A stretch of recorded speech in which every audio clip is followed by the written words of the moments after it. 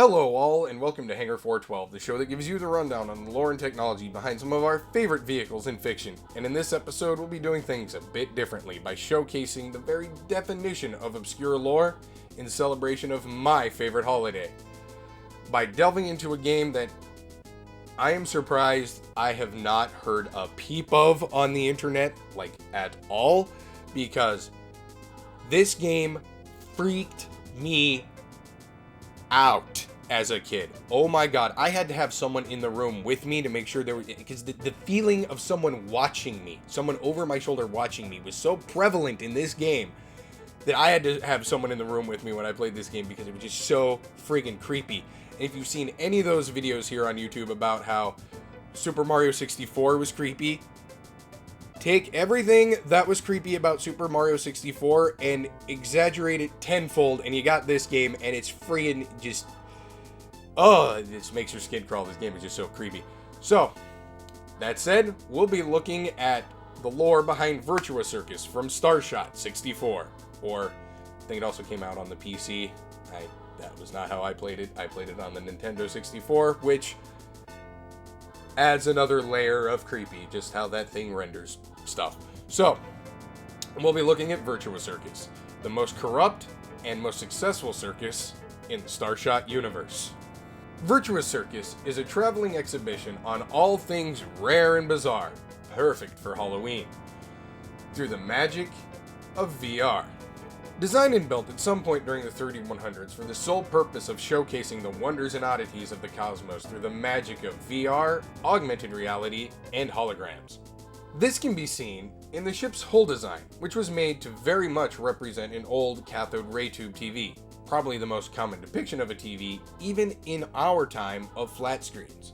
The vessel's hull is defended by several track-mounted auto turrets and a small complement of robots to ward off would-be pirates. The ship's interior is basically just one big holodeck, as the show is all virtual, as previously stated. The ship does contain holding cells for storing specimens before they're scanned and destroyed. This is where you get into the evil side of the venture.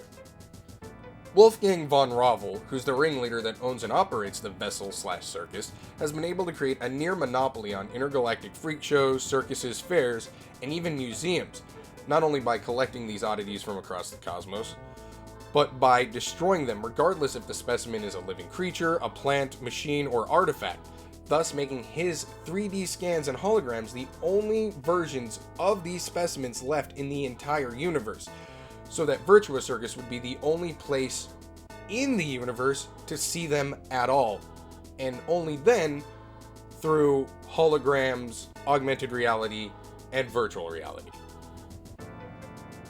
Well, that was a bit strange now, wasn't it?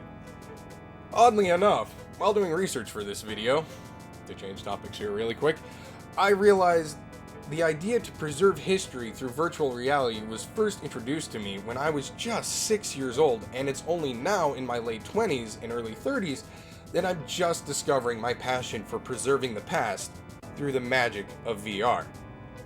With the rise of 360 video, hyper-detailed 3D scans, and even deep fake technology combined together along with better headsets in recent years, may make virtual reality the best way of preserving our past for later generations to learn from. I dream of a day, hopefully very soon, hopefully within the next decade or two, when anyone regardless of health, social or economic standing, could witness almost any historical event, or any of the wonders, not only of this Earth, but of the cosmos as well. Just imagine the possibilities. Imagine standing on Mars, or talking with Dr. Sagan on astrobiology, or being in the crowd when Martin Luther King Jr. gave his famous "I Have a Dream" speech in Washington, D.C. Just the opportunities for learning could be immense. It's one thing to read an article by a very opinionated 20-year-old journalist, or see a series of images edited together on your flat 2D screen. But it's another thing entirely to actually be a part of the event and actually be there and be a real witness to it.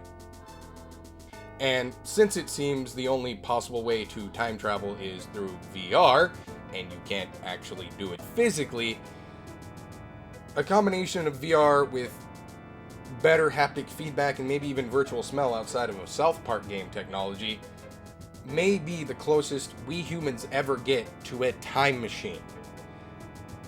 But even then, the possibilities for learning are still absolutely unimaginable. Though there is, unfortunately, with any technology, extreme dangers associated with this. Most worryingly to me would be the manipulation and abuse clearly showcased by Virtua Circus. And I mean, these dangers are already on full display across the internet, with a complete lack of journalistic integrity and society seemingly more eager than ever for more witch hunt, sensationalism, and censorship, rather than honest documentation, acceptance, and acknowledging hyperbole for what it is. I am all too aware of the Orwellian future something like this will ultimately bring. But I am still cautiously optimistic. After all, there's nothing quite like watching a JPL livestream while using my PSVR and feeling like I'm actually in the control room, and feeling like I'm actually a part of history. Well, I should stop here before this becomes a political video and the internet hive mind misinterprets my political leanings and comes for my soul subsequently after. I hope you all enjoyed, and if you did, don't forget to like, comment, share, and shoot a star into that subscribe and bell icon for more really obscure lore from across the big top we call the universe. Peace, guys, and remember, critical thinking skills.